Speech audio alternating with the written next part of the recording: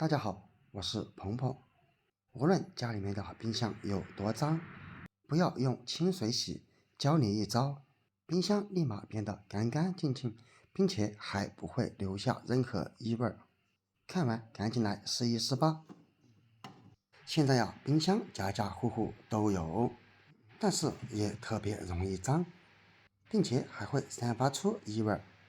因为冰箱里面我们老是存放各种各样的食材，比如说水果、蔬菜，或者洋葱、大蒜等等。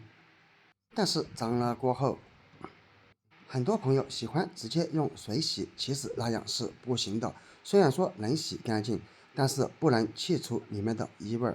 今天为大家分享一招，咱们先把冰箱里面的这些食材给它取出，方便于咱们后面来清理。真的，冰箱里面基本上都是存放乱七八糟的，甚至于放了冷菜之类的，里面还会倒上许多的油脂。直到我们将里面的所有食材都取出来过后，现在看起来就已经脏得特别的明显了。那么应该怎样清洗呢？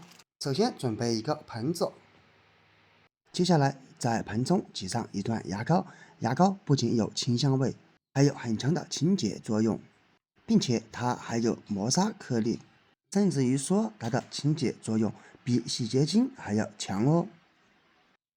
接下来再倒入一些食用小苏打。众所周知，食用小苏打不仅仅可以用来蒸包子、馒头，而且可以清洗果蔬、除味等。最后找出你家里面的白醋。朋友们都知道，白醋不仅仅是调味品，还具有清洁作用，并且还有一定的软化作用。把白醋倒入盆中，这时候和小苏打碰撞在一起，这样会产生大量的气泡，这完全是正常现象。正是这样的气泡，它的清洁作用会更加的强哦。接下来稍微用筷子搅一搅，让使用小苏打、牙膏和白醋彻底的融合在一起。但是只是这样搅，可以看见牙膏是非常难以给它搅拌至融化。当然，如果只是这一点点清洁液，当然是不够的。这里可以再加入一点水，这里最好选择使用温水来稀释一下，然后再次用筷子搅拌。这样一来，里面的小苏打和白醋以及牙膏就能彻底的融合了。搅拌过程当中会产生大量的泡沫，这是因为牙膏已经被逐渐搅拌至融化。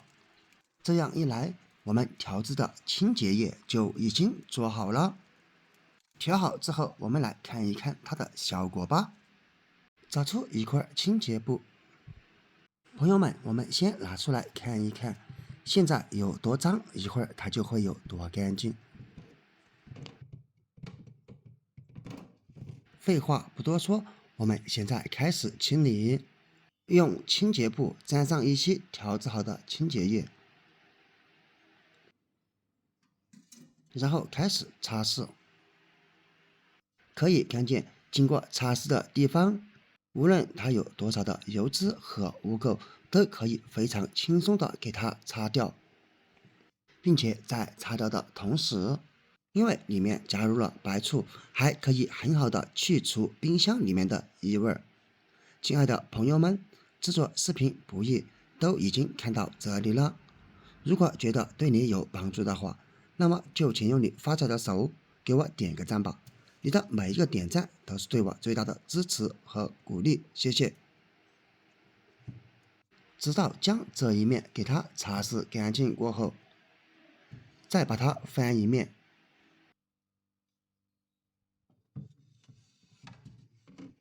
另一边，我们也用同样的方法沾上一些调制好的清洁液来擦拭即可。现在来看一看，到底有多么的干净。当然，冰箱的四周内侧上面也有油脂残留，我们也可以用清洁布给它擦一擦就好了。擦到哪里，哪里就会变干净。直到把冰箱的每一层都用这个方法给它擦拭一下。不知道平时你们家里面的冰箱脏了，你都是用的哪种方法呢？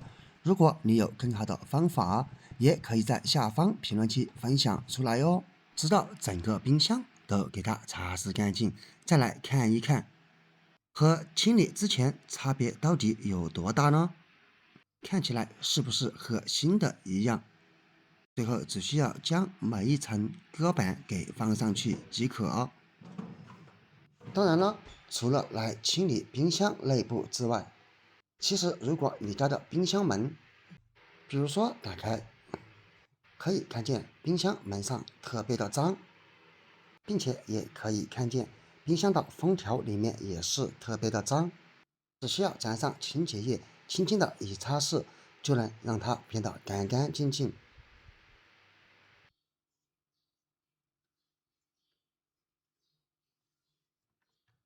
比如说像这些封条里面不好处理，可以找出一张卡片，或者是衣服吊牌、硬币等等，把它稍微折叠一下，然后将清洁布给它包在上面，这样就弄出了一个角度，然后用这个角在封条里面来回磨蹭，就能轻轻松松的把里面的污垢和油脂擦拭的干干净净了。怎么样，朋友们，这个方法还是非常的不错吧？家里冰箱是我们存储食物用的，一定要定期清理，让冰箱里面随时保持干净，这样才会对我们更加的健康卫生。像冰箱内部和冰箱封条处理干净了，最后像冰箱门上面长期没处理，看起来也特别的影响美观。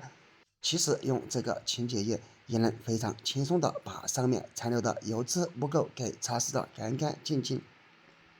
说起来费事儿，其实非常的简单，主要就是将清洁液调好，这样就能把你家的冰箱处理的干干净净，而且这个方法处理过后不会留下任何异味哦。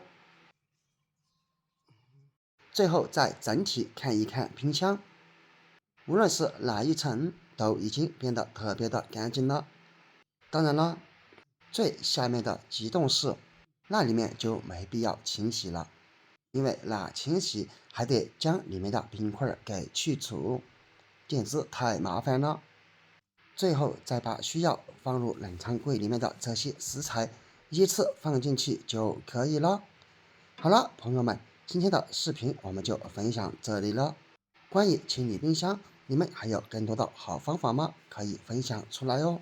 好了，本期视频就分享到这里了，我们下期不见不散，拜拜。